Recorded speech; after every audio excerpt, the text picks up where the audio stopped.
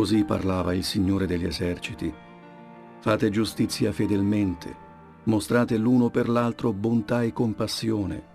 Non opprimete la vedova né l'orfano, lo straniero né il povero. Nessuno di voi nel suo cuore trami il male contro il fratello.